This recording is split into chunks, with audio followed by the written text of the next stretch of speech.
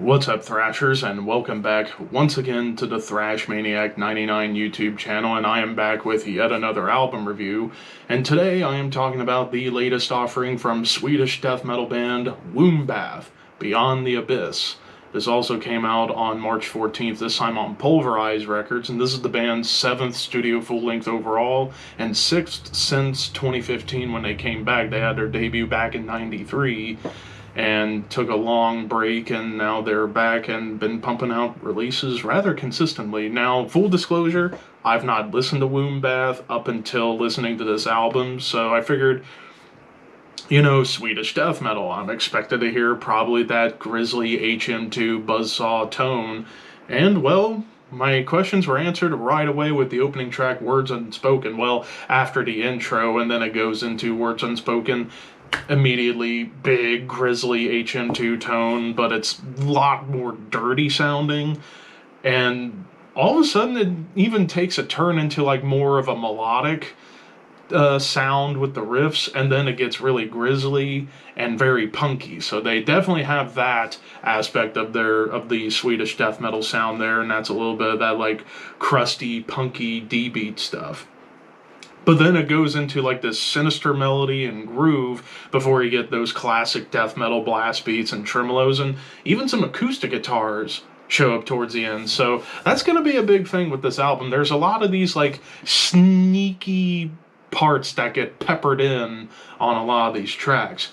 Like, of course, like I said, I would say this is mostly just straight up old school death metal, but with some of those like classic Swedish death metal tropes of like some more melodic riffs, as well as some punk laden stuff, and even some thrashy moments. However, you get to the following track, A Symphony of Dread, starts off on the more doomy side of their sound before you get these like lumbering grooves and tremolo riffs, before the tremolos turn more melodic on top of blast beats. Now, one other thing, and that is the lead work. Like, there's not a whole lot of leads. Well, actually, I should say there are plenty of leads.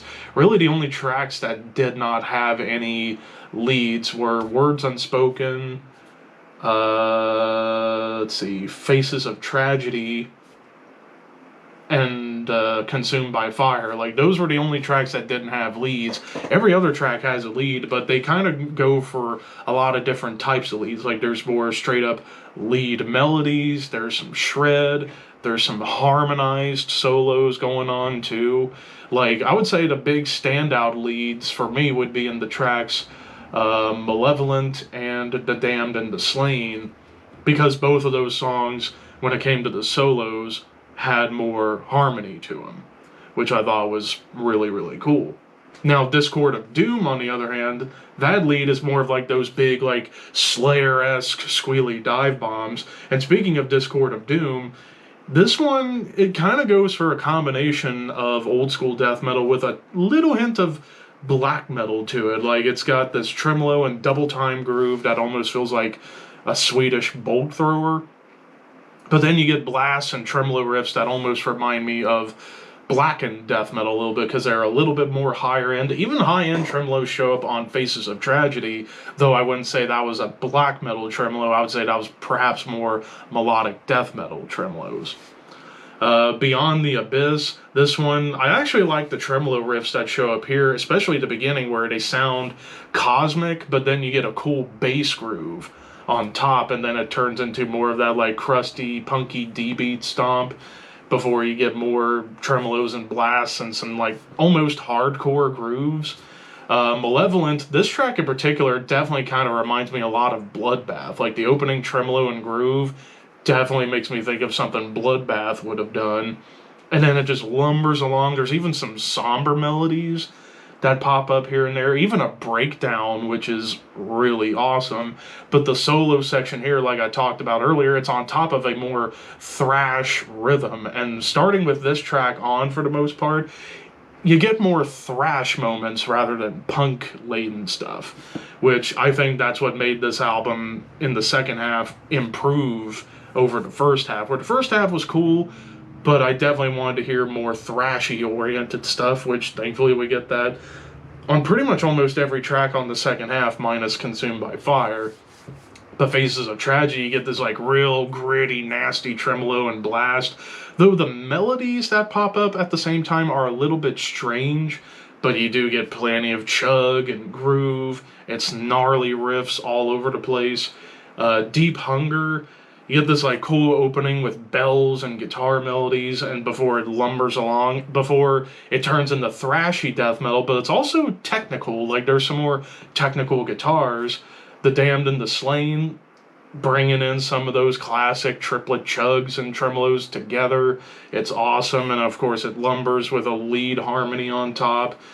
Even slows down pretty well, and even towards the end, dare I say, it gets a little bit prog towards the end with some of the rhythm patterns and riffs that's going on. But then the closer, Consumed by Fire, probably the doomiest song on the album. Like, it's mostly a death doom track. Starts off with an atonal clean melody. It's sinister, it's dark, it's, I would say, grand, which is something different on this album. But then that leads to another big thing with this album: string sections. There are string sections peppered in on the majority of these songs to kind of add a little bit of more darker atmosphere. It doesn't overpower everything, it's just more of an embellishment than anything else. Production wise, like, it's raw, it's gritty, but the mix is fairly well balanced. Again, you can hear moments where the bass really shines. And, well, I would say the only problem I had with the production was maybe the snare was a little bit quiet in the mix. Like, there are times where the snare almost sounds small. And as far as like songwriting goes, it, like I said, it's kind of going for like the standard old school Swedish death metal tropes. However, they do add in a couple of extra wrinkles to kind of add more spice to everything. So overall, I am actually going to give this a 3.5 out of 5. This is some pretty damn good stuff for the most part. Now, I feel like I need to listen to more Wombbath to kind of get the bigger scope of their sound. But I would say if you're into bands like Bloodbath, I would even say a band like Angerot, for example, perhaps even bands like Entombed and Dismember, definitely check this out. But of course, those are just my opinions. What did you guys think? Let me know in the comments below. Don't forget to like, comment, share, subscribe, all that fun stuff. But until next time, thank you for watching. Keep your horns high and your dreams wet.